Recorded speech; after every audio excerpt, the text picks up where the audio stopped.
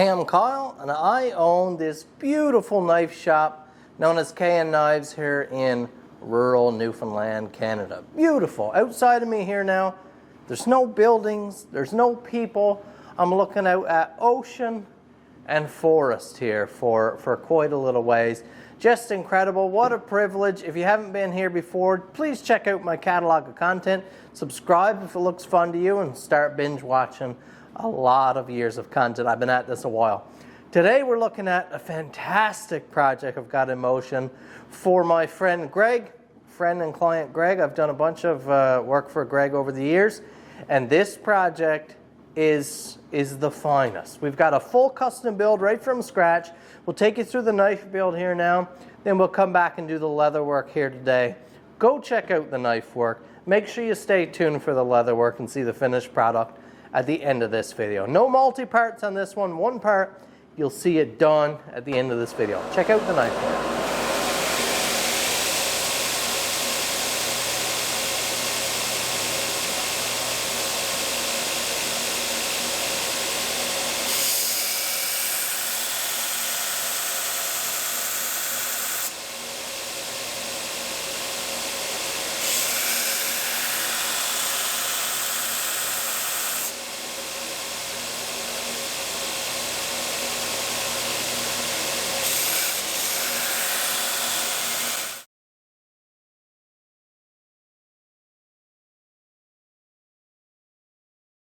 Now the next thing to be done with this knife, we have to mill a slot so we can put a brass bolster on there. If you remember the picture from early in the video, the guy sent me the old knife he has, the commemorative piece or the sentimental piece he has we're trying to mimic, has that beautiful brass bolster up front. We're going to do that a little bit bigger, a little bit more prominent, and we'll have that polished up with the wood. It's going to be just gorgeous. But we'll mill that slot. Isn't that a nice scene set up there now? The Canada flag, the Canadian mill.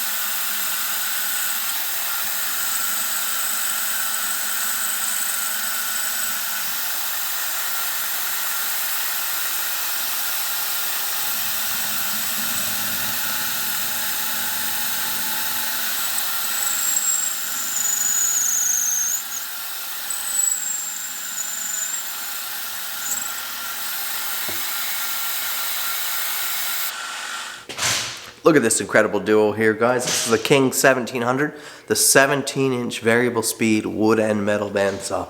Just incredible. And then paired up with the HEPA filter version of the dust collector, the 1200 CFM. So good. But we have all cured up here this knife project. And this is a bigger knife project than just the knife that you're seeing here. This is going with a bunch of leather work, a leather belt, a custom shooting belt. Very excited. But we're cured up. We're going to hit the bandsaw, take off whatever bulk we can of this, then we'll head to the grinding room, start shaping down this handle.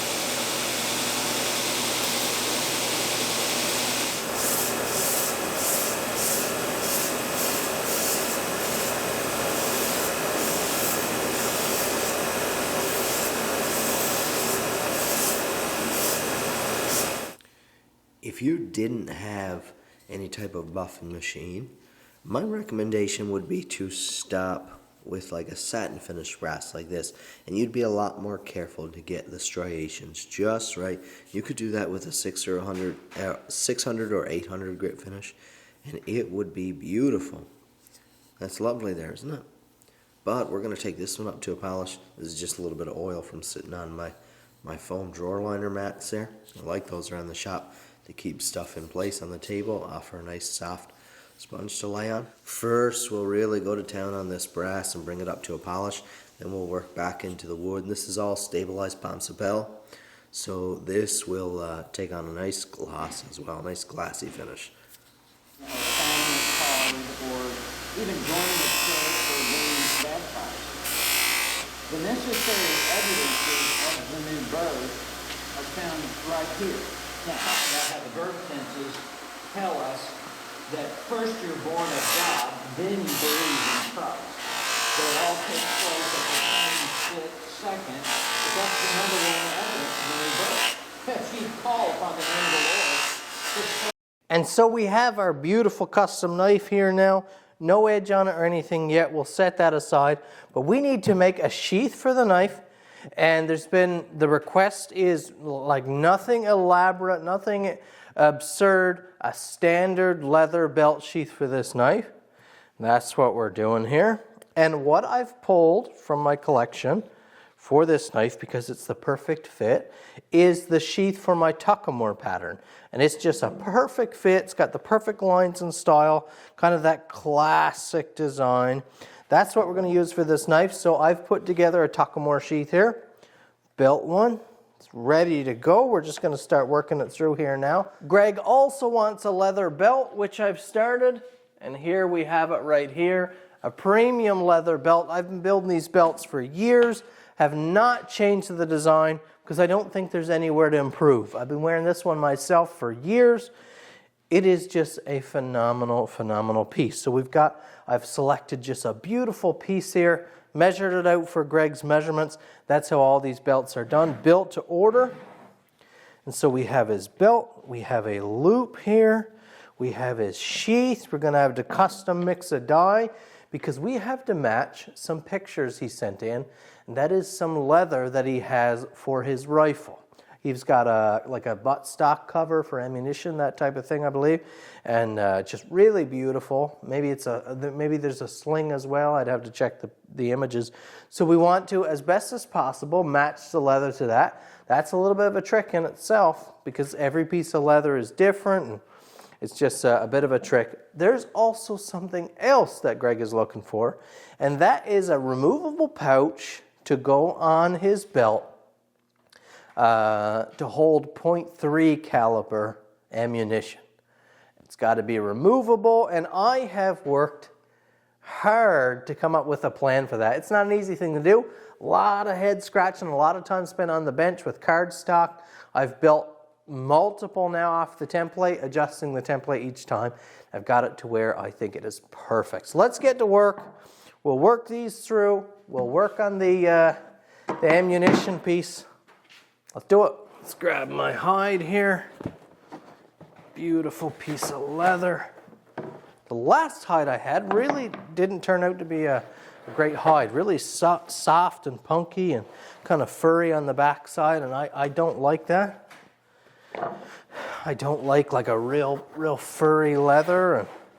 But this hide here is just beautiful. Lovely colors, taking the dyes really well. Let's get set up. And here are my templates that I've built. So here they are. And like I said, painstakingly difficult to make.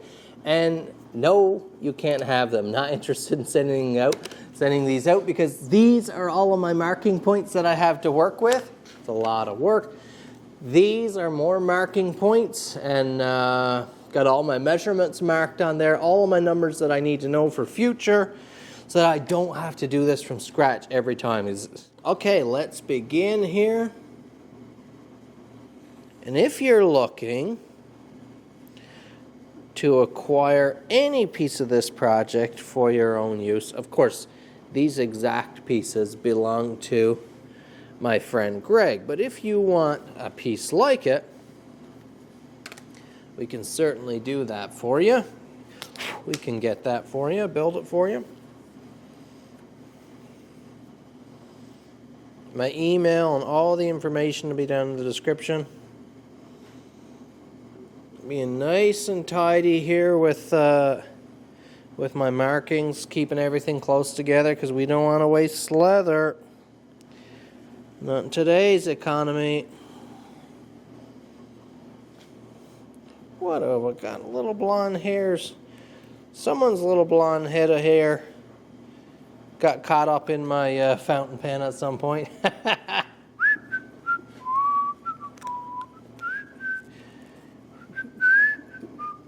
Okay, just start marking out all these holes. Everyone is measured perfectly, a perfect pattern. When you're doing leather work, guys, you always want to do the couple score cuts like that. You never want that first cut to be all the way through because it distorts the leather. You're pulling and stretching the leather as you're going. You end up with not a straight cut, especially if you need to do a long straight line like this. You don't want to do single cut. If you're rolling turns and stuff for knife sheaths, then you can. It's not as big a deal because those aren't straight lines anyways. But a good sharp blade also really helps with that distortion factor. If your blade is dull and you're just trying to rake it through the leather, you're doing a lot of pulling. If you've got a good fresh blade, it really does help you out.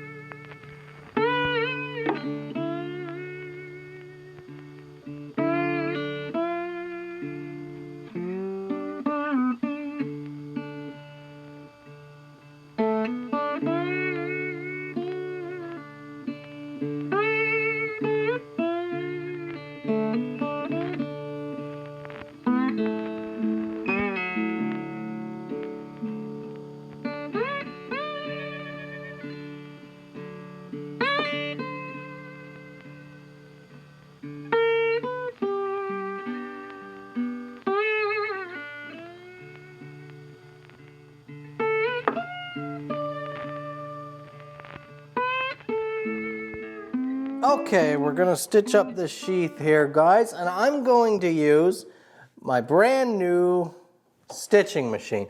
This is a manual machine, and this is going to look like magic here, and it still blows my mind. Although I will say, if you're looking to get one of these machines, it is not for a novice. This is my opinion. Sorry, Cowboy Outlaw. Sorry, can't remember the name of the company now that actually builds these.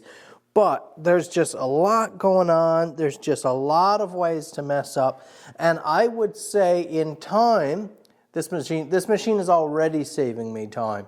But in time, I can see it being just incredible as I get really proficient at using it. But right now, you know, you get this, you know, a machine or a sheath that I went to stitch. I got almost to the end and I burst my own stitch. And so that sheath now has to be restitched. Just, it's a pain, it's unfortunate, and I've done that with a bunch of sheaths so far. There's been some sheaths spoiled, but when you get it right, it's a beautiful thing. And it's definitely a learning experience to being able to operate it properly. And if you do something just a hair not right,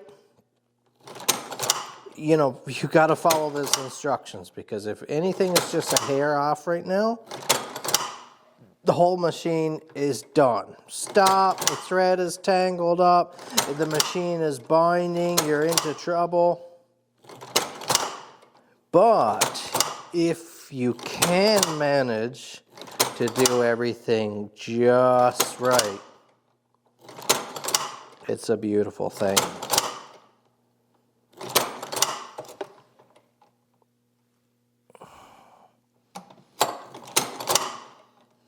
I can't imagine having a motor on this thing doing a sheath. I don't think you'd ever be able to keep on track. This lets you, you know, I can drop the needle just that slow, line it up, and punch my stitch just that quick. But there's a lot of learning and tricks that I've learned to make the machine work for me since I've had it. Just quite a learning curve. Buyer beware. And it's not because it's not a great machine. It's a phenomenal machine. Built all cast parts. It's an amazing machine. But it needs to be used just so. It needs to be used just so to run right. You can't be sloppy with it. You can't be loose-hearted and wing it. You've got to mind your P's and Q's, as they say. Have your wits about you, aware at all times, or you're going to have a bad day. You're going to you're going to destroy your sheath. You could destroy parts in the machine. The instruction manuals that come with it say that specifically. You can destroy your expensive new machine if you don't do it just as we tell you to do it. What this machine is allowing me to do is it's making it practical for me to stitch in the moment. You know, to have a machine set up there ready to stitch means that I can stitch as I'm going with these custom projects. Because what ends up happening when you're doing these custom work is with full-on hand stitching, you're not set up, the bench is not set up for it, and so you do a sheath, and then you do a sheath, and you do a sheath, and you're saying, well, I'll batch stitch them. So I'll wait until I've got a bunch, and then I'll stitch them. Then it ends up being a huge job, and it gets pushed back because you've got other projects, and you've got unstitched sheaths piling up there. This makes it so that this is not pushed off. As soon as the sheath was ready to stitch, I sit and stitch, and it's done. I can finish it. Just an incredible, incredible thing. Look at that. Isn't that beautiful? Nice tight lock stitch. Hardware on either end on this one. Primo. Be happy for me, guys. You know how many thousands, probably tens of thousands of sheaths that I've stitched, or stitches that I've run by hand? Not tens of thousands of sheaths. Beautiful, beautiful, beautiful. Just mixing a custom color here now, guys. Make sure I've got it dialed. I'm actually out of brown right now. It's taken a little while to get my new big bottle of brown in, and so I'm mixing some brown because I have green and I have red. But I want this brown to be just right, so we're dialing in a little blue, little red, little green to get all the hues just right.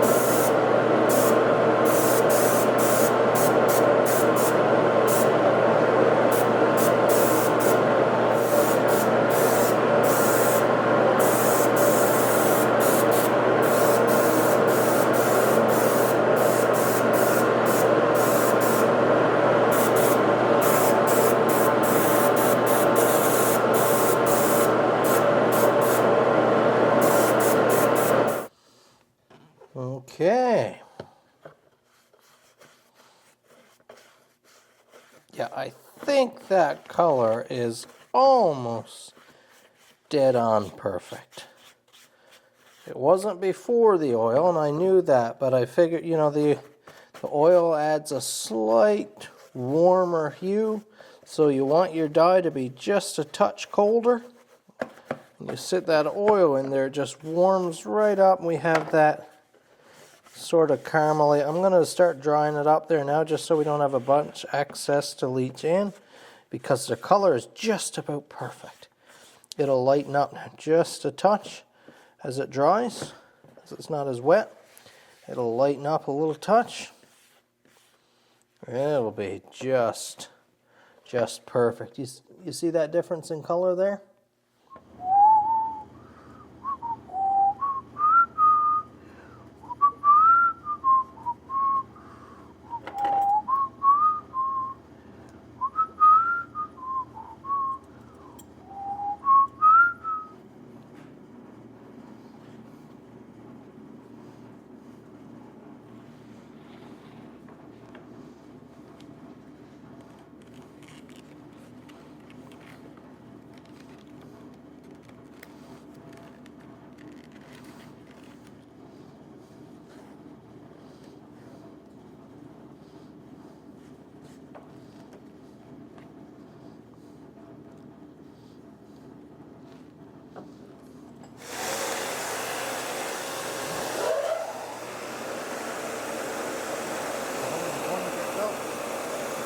It's a very thinly ground flat already.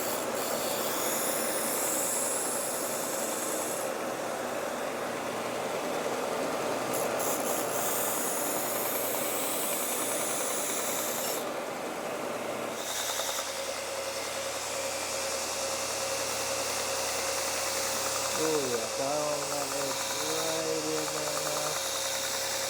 No burr left behind. Nice thin profile. All right, guys, I had to bring you outside here to show you this fantastic work of art. All you know, Greg's ideas. Greg, thank you for giving me the privilege of building you this set of your dreams, so to speak. I hope we dialed in the color. I think we got it just about perfect. All the features. We have that removable ammunition pouch, which was originally supposed to be stitch loops into the belt, and we wanted a removable so we could move it around the waist from side to side. That custom built hunting knife, just exquisite. It's nice, you know, when you can build a set like this. I'd love to have a set for myself. I might just have to do that someday, just like this. But it's nice when you build a set like this all together. All the leather's matching, the hardware is matching. Everything is done just so to be just one heirloom package. And that's what this is. This is an heirloom set. You could wear this on your waist for every hunt for the next 30 or 40 years if you take real good care of it, and then pass it down. And what kind of value would something like this have to pass down to a son, or just incredible to think about. It was behind the strap here, but of course we have the noseworthy leatherworks engraving there. Here it is, high grade finish. We have that brass bolster, we have a sapel handle, brass tubes, 01 high carbon steel, of course, forge finish on the flats, and then that high grade satin polished tang. Thanks so much for watching. Hit that like button, subscribe to my channel. All my links and info will be below. Check out my website, knknives.ca, and email me if you're interested in an heirloom project like this, something for the ages. Thanks for watching, guys. Let me know what you think in the comments below. As usual, we'll see ya in the next video.